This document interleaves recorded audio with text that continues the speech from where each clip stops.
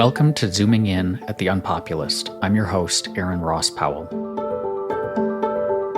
Politicians love to stress the need for law and order, and most Americans are on board with that.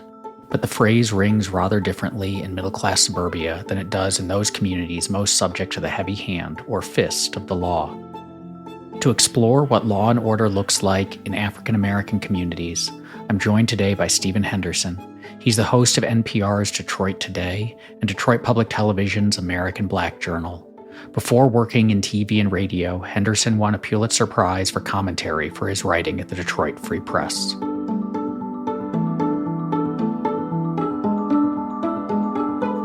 What does the phrase law and order mean in Black communities in a way that's maybe different than what, say, suburban white progressives think of when they hear that?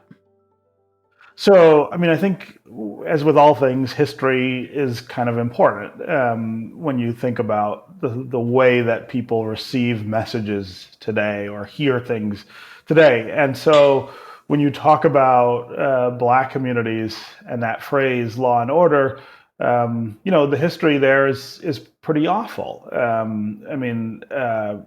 Some recent history, of course, the war on drugs that escalates during the 1980s in particular has an outsized effect on African Americans and African American men in particular. We can debate for a long time, the merits of drug use and drug selling, but the way in which the drug war targeted African Americans differently, I think, is the thing that stands out in African American communities. If you go back just a few decades before that to the 1960s, the phrase law and order was used over and over again, particularly in the South, in answer to the calls for respect of full citizenship for African Americans. Law and order was used as a way of justifying police brutality against civil rights protests and protesters. It was the way in which some pretty prominent anti-civil rights figures sort of mustered support for their position. The idea that the things that were changing, the things that were being asked to change, would lead to a breakdown of law and order. And so that's another, I think, historical point. And then if you go back even further to, the end of the Civil War and the Reconstruction period, there's a violent pushback to Reconstruction, to the efforts to make full citizenship a reality for African Americans in the South.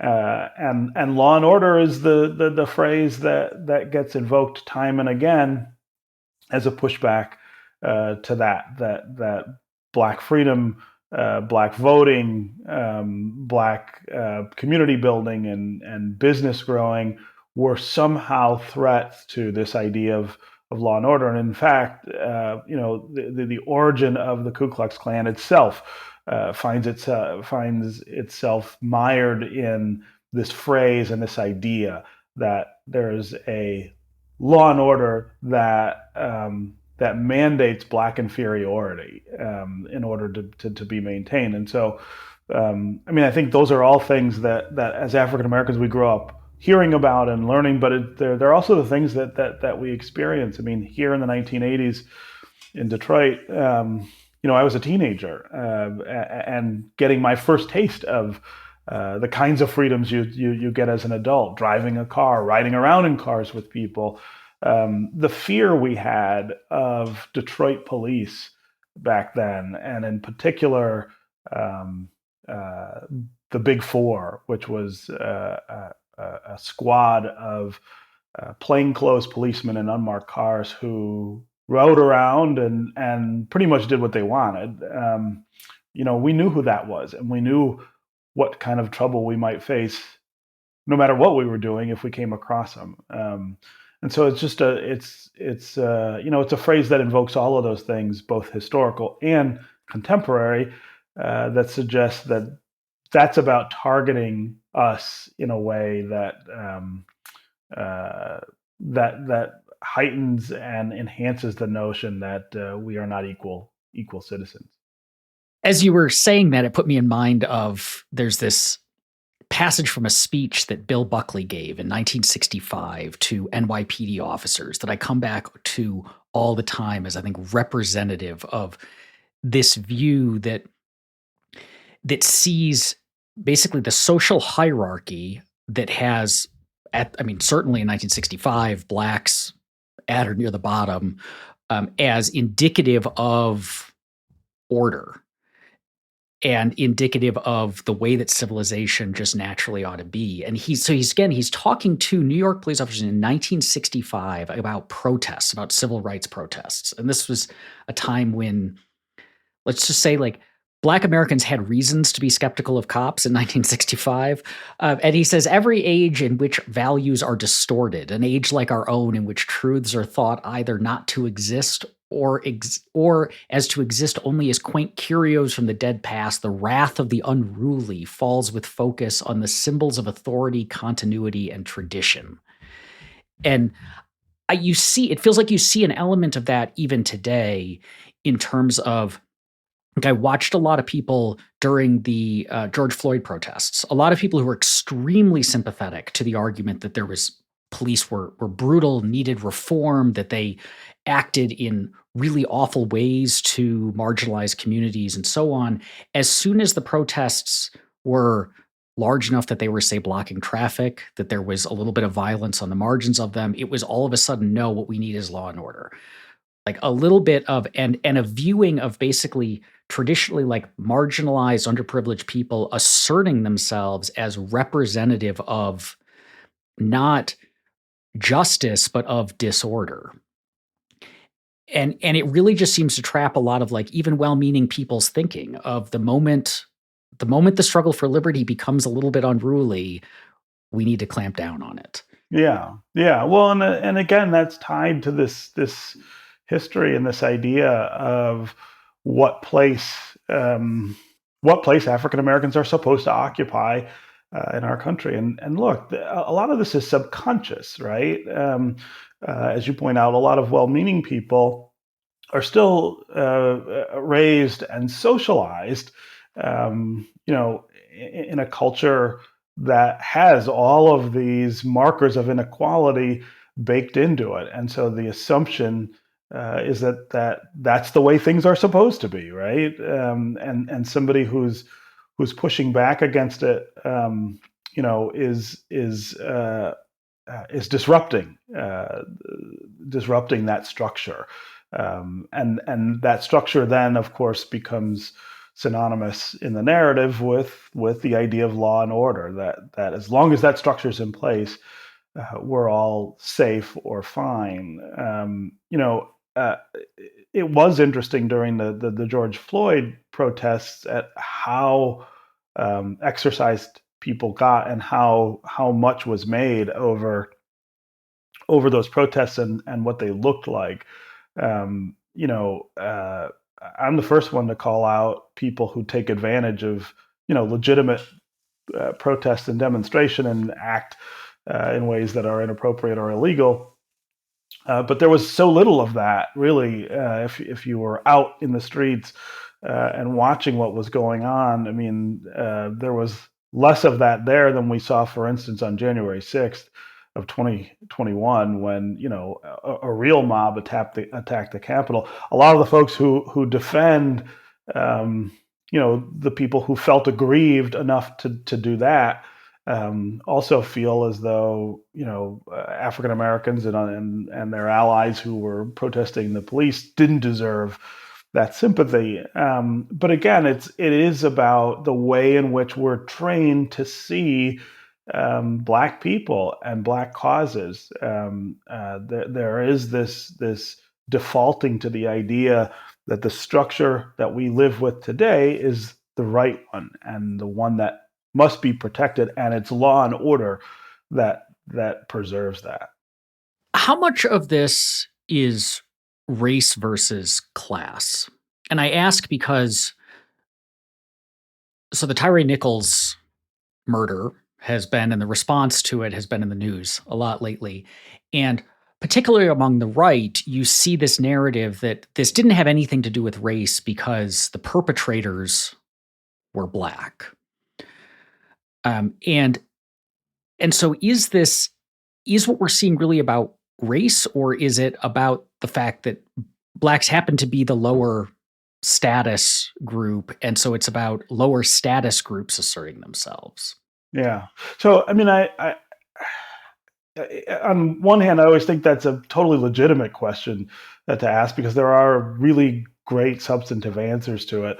At the same time, I always hesitate because I think posing it as an either or leans into some of the real complication around the distinctions that we try to draw, I guess, in our society.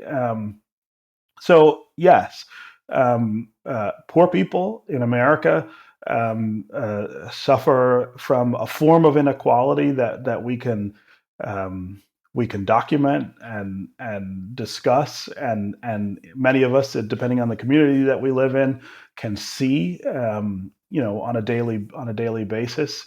I spent the first 2.5 years of my career. Um, Working for a newspaper in Lexington, Kentucky, the Lexington Herald Leader, which covered not only Lexington but all of Eastern Kentucky back then. And I'd grown up in Detroit, which is at that in that era was kind of ground zero for urban poverty and the growth of urban poverty. But the things that I witnessed in Eastern Kentucky, and I spent a lot of time in what we called the coal counties, places that had real isolation and deep poverty, kind of combining to keep people in this intergenerational cycle of being locked out of opportunity. It really taught me a lot about how that kind of inequality plays out. That uh, these were white people who suffered from the same kind of lack of opportunity that that I see in other places. Um, and so, yeah, class matters in America, but so does race, and to the extent that uh, that they aren't distinct. Uh, in some ways, right?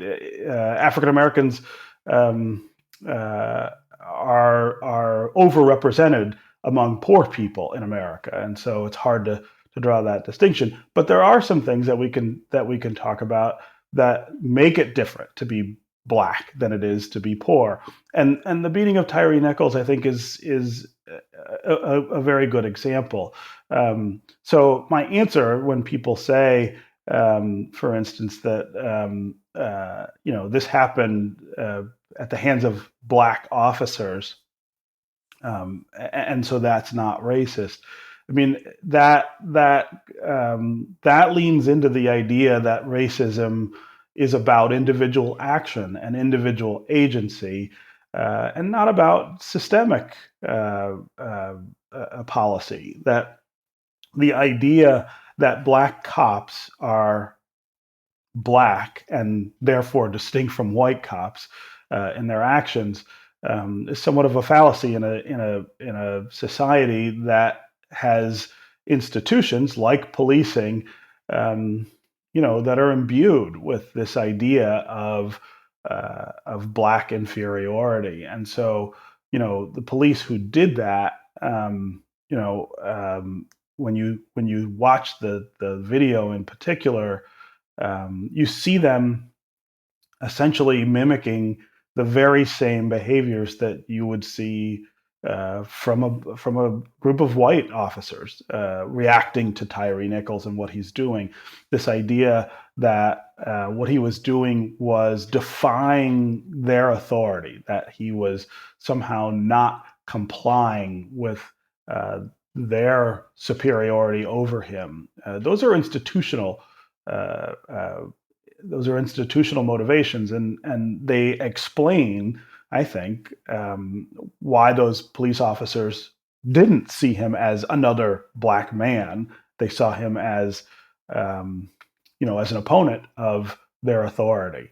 You know, all of us in this society, whether we are well intentioned or not, um, are products of this 200 and almost 50-year experiment that has fallen way short of the idea of equality among races. We're all products of a system that assigns less value to Black lives than to others.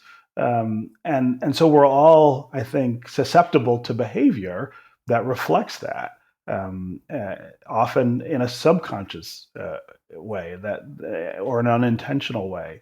And so, yeah, there is a problem with poverty. There's also a problem with race. Sometimes they converge and are indistinguishable in the moment because they're both playing out in a particular situation.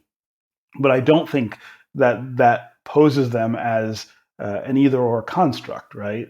They both operate independently, and they both can operate together when the situation kind of invokes them both. When you said that they were reacting, that they being the police officers who murdered Tyree Nichols, were reacting to him, or at least the perception of him not following, not obeying their authority. It seems like a lot of what we see in the way that people think about law and order is a mistaken conflation of authority and order. That authority and respect for authority is both how you get order and to some extent what it means for there to be order.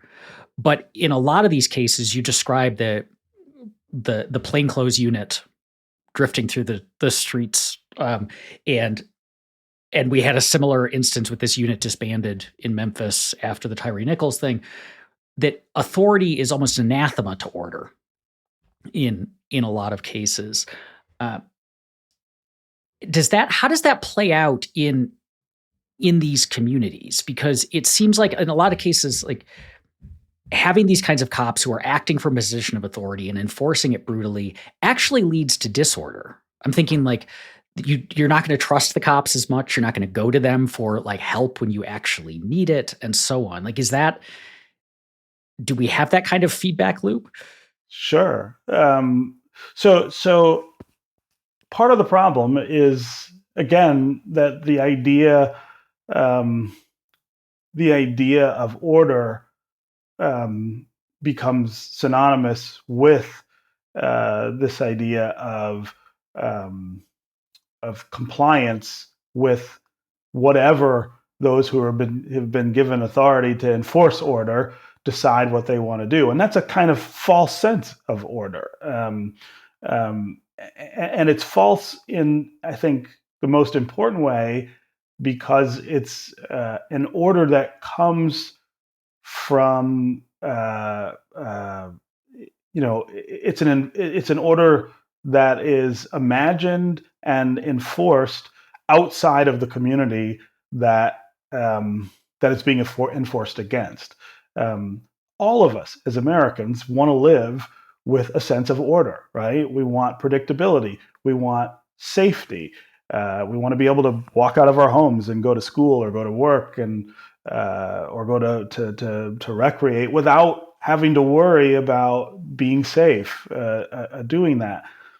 If you start with that as the premise that's worth defending, I think it would be hard to get to logically the kinds of things we see police often doing in our society, right? This idea of a scorpion unit, which was the name that they gave to the one in Memphis. What was it that they were doing that was about that kind of order? Or was it just about enforcing this idea that if the cops tell you to do something, you got to do it. If the cops think you're doing something wrong, you must be doing something wrong. And we've lost that.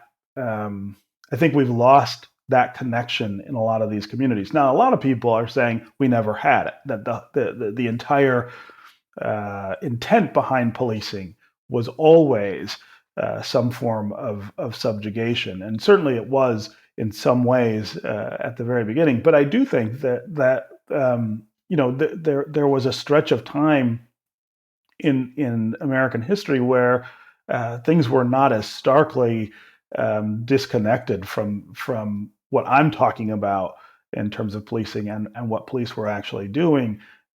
We have reached a point, I think, of sliding back to this really, I think, raw notion of authority itself being worth protecting, as opposed to order trying to be defined and then enacted. And I think they're different, right? Authority and order aren't the same thing, but we've come to conflate those two things when it comes to policing.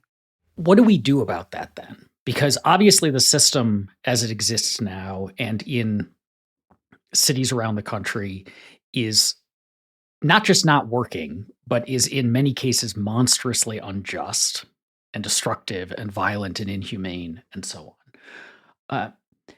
And there seems to be, I mean, among a lot of people, there is a recognition of this. There are certainly people who deny this, or there are people on the fringes who embrace it, but a lot of people recognize that there is a significant problem. However, we have this problem of the conflation of authority and order. We also have a problem where anytime we try to have even minor meaningful reforms, like a reform DA comes in and tries to clean up a police department, the police are incredibly powerful culturally and politically. The media, even like mainstream or center left media, often perhaps inadvertently kind of takes the police side, uncritically reports what they say, highlights handfuls of instances of disorder and violence. This seems to be an environment where fixing this problem that has its roots as far back as American history goes is awfully difficult. What do we do? Yeah. That's such a big question.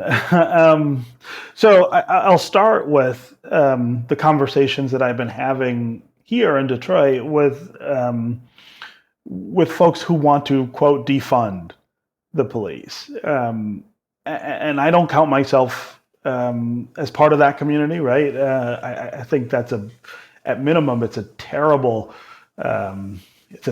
name in terms of messaging, because it implies something that I don't think even the most ardent believers in it actually want to have happen, which is the idea that you'd have no way to keep order, real order. But when I talk to them about what it is that they want to see, the common thread, or the most common thread, is a return to the idea that communities need to be the drivers behind these ideas of what is order, what is safety, what is worth protecting, and how do we do that? And in some cases, what they would say is that if you start there, you would never end up with a police department in the sense that we know it now. I guess I don't necessarily agree with that, but I do agree with several other things that they talk about as being central to kind of a rethink of all of those things. Emphasizing the things that actually matter and are threats to people's sense of safety and order. If you grew up in a city like Detroit, even today, let alone when I was growing up in the 70s and 80s, which I think were a more dangerous time to be a Detroiter. But even today, I mean, there are things that we need taken care of. I mean, we need to protect citizens from crime, from violent crime, from theft, from all kinds of things. I mean, these are ills that actually exist and exist in greater number in some ways in urban neighborhoods because of the poverty and the lack of opportunity and this intergenerational dynamic that we've created over the last 40 or 50 years that I think has really made it much more entrenched. But if you start with those ideas, then the question is, how do you preserve them? And I think we're seeing some interesting ideas out of that community. The idea that the police don't need to respond to everything that we think of as disorder. Maybe it's that we need mental health workers. Maybe it's that we need social workers. Maybe it's that we need other kinds of health, medical health support for people. The crises that occur in people's lives that bring the police are so broad in scope these days. It's anything at all that goes wrong. You dial 911 and they send the police, and the police aren't even trained to manage most of that. And in many cases, because of what they're trained to do, they respond in a way that escalates rather than de-escalates the situation. And that's how we end up with these horrific examples. I think if you can rethink from the level of a community, from, it's kind of a hyper-democratic idea to say that, this idea of policing a community should come from the community itself rather than from a government authority that is somewhat disconnected from those communities, I think is where we start. And we're seeing some of that happen even in the city of Detroit. I mean, they are ramping up the efforts to pair police with other kinds of supports so that, they're responding, but they've got somebody with them who's a little more of an expert on mental health or who understands that community a little better than they might. These are the kinds of efforts that I think are moving in the right direction. The question you've asked, which is how do we fix it, I think is much further down that road. And ultimately we do end up at that big question of, should there be a police department? What should it do? Who should be part of that police department? How should it interact with the community? And I think there are a lot of really different and diverging opinions about that. And you do have a significant population that wants no policing. But I think we can have that conversation about a lot of other things before we get to that point where we have to decide, should there be police or not? And I'm not even sure that's a practical question. For some of the reasons you pointed out, that it is systemic. It is such a baked-in part of our society. I think the idea of getting rid of it may be unrealistic. But some of these other things, some of these other notions of rooting this whole exercise in the idea of what a community decides it needs and wants is where we start. Thank you for listening to Zooming In at the UnPopulist. If you enjoy this show, please take a moment to review us in Apple Podcasts. And also check out Reimagining Liberty, our sister podcast, The UnPopulist, where I explore the emancipatory and cosmopolitan case for radical social, political, and economic freedom. Zooming In is produced by Landry Ayers and is a project of The UnPopulist.